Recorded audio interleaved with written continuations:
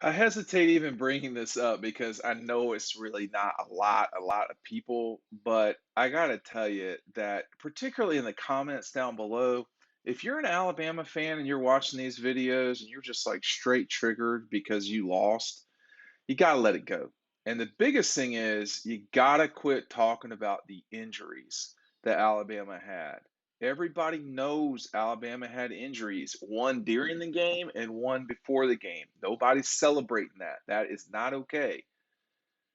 But Georgia won the game and they won it by double digits. And it's y'all got to let it go. Yeah, I mean, it's something that again I hesitate even bringing it up, but I just got to the point where I know how opposing fans can be when they watch these videos, and it bothers them. I get it. There's two things. Number one, you don't have to watch the video. I mean, don't trigger yourself. Number two, and this is even more important, you don't have to comment, and that's okay too. If it's going to bother you that much, just don't do it. The full credit for winning that game goes to the Georgia Bulldogs, Kirby Smart. That's all there is to it. That's it. That something happened in the game is completely relevant, but it's not necessarily the reason why it happened. I mean, Alabama's defense didn't do the job in the fourth quarter, okay? They just didn't. Now, in the first half, before the young man was injured, they weren't scoring touchdowns either, Alabama. So it's kind of a convenient way to talk about things, and it's just it's come on, like it's not that's not how it is. Why are you doing this to yourself?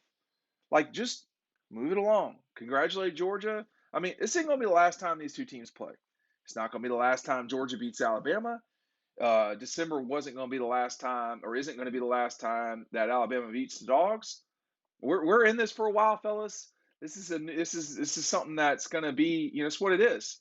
One of the reasons why, and a lot of Georgia folks are taking advantage of this right now. DAWGSTRUCTION right down below. We talk about every single game, chronological order, about Georgia winning the national championship along the way. And when we talk about the SEC championship game, we don't talk about injuries.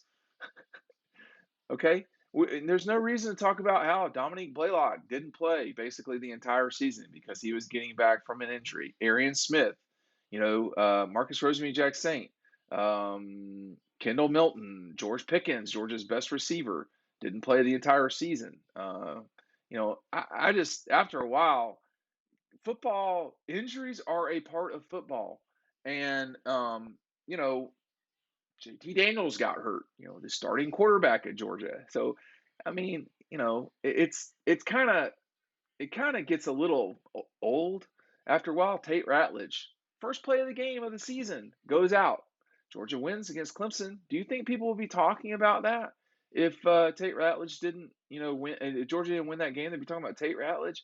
So, to me, it's a little bit of a pet peeve because there's no question that injuries are a part of games and championships and so forth, but it dilutes what is reality, which is that Georgia won the game, and they won the game because they were the better team. Okay, Alabama was the better team in December, and they won that game. And there were no, I mean, I don't, I'm not sure I heard a lot of excuses from Georgia after that one, or Georgia fans. Basically, they just said, "Hey, we'll see you down the road if we get there. We'll see you." And that's what happened. And then they beat Alabama by however many points, double digits, whatever it was. You know, Alabama couldn't protect the quarterback. He was running around for his, life. Oh, it's because of the receivers. Oh, because the receivers protect the quarterback. That's what it is. Oh no, it's because they couldn't get it out real quick. No, he got it out quick. He got it out quick, all right. Look, the better team won. That's it. That's all there is to it. I don't hate Alabama. Man, shit, they are the best program in college football for the last 15 years, period. It's not even, I mean, I don't even think it's close. 15, maybe not, maybe 12, whatever. Best program in college football. And that program has been the best program in college football history. They have the best head coach in college football history. They got their ass whipped in Indianapolis. It happens. They got their ass whipped by Clemson. I mean, it happens. Okay, it's just what it is, and it's always entertaining to read the comments. If you're a fan and you're popping off about how your team got robbed because of some guy, we all know that if this guy was, shut up. You sound like you're on a playground. Maybe y'all are. I don't know. Maybe checking in from the playground, kind of, I don't know. Got to stop it though, man. You got to stop it for your mental health. I mean, that's all there is to it. I can keep ranting. I just want to make sure folks are okay. You know, checking in everywhere, making certain they're all right. It's okay, man. Sometimes you're going to lose. You are going to lose. It happens. And when you lose, you just say, "Hey, man, the other team was better." You know who was better in December, like by a lot? Alabama. You know who was better when it mattered most? Georgia. They just were. I mean, it's not like it was some secret formula or magical thing. There was no pixie dust. It was just confetti falling on the dogs after the game when they were hoisting the trophy. You know what that's like. Do you think it would be, how annoyed or stupid would the other team look if they were complaining a year ago when Ohio State, hey, Alabama crushed Ohio State? All of us saw that coming, or at least most of us did. And you got to stop being so hard, you know, to congratulate the other team. It's just a game. It's just a national championship game, and Georgia won it. And I know that's annoying. It is. I've seen it.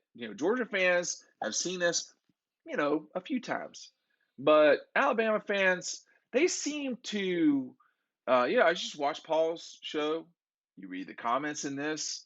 Um, you know, it ain't everybody, but it's a lot. It's a lot.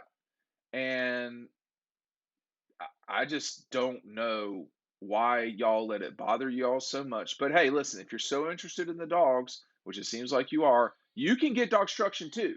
You can purchase it. I will mail it to you in Alabama or Tennessee, wherever you live. It's cool, man. It's right. The link is right down below. We go through every single game, the Bama game that they won, the Bama game that they lost, and we talk about it. The SEC championship game gets a lot of coverage in this book. Okay, and this book is not going to be around. This first run ain't going to be around forever. So everybody's watching this and stuck around this long. You're going to want to make sure you take advantage of this book. It's great. It's awesome. I'm not gonna lie. It's really cool. We want to make sure there's no typos in it, which is what I'm trying to get through right now. But it goes through every single game. We have images, the national championship completely covered. I think it's 12 pages or 14. I'm not sure of the 80 pages, 82 pages hardcover book. Make sure you're getting it. And Alabama fans, hey man, everybody's praying for y'all. It will be okay. The sun will come out tomorrow. I mean, Auburn might win the national championship in basketball, and Georgia might win it in football.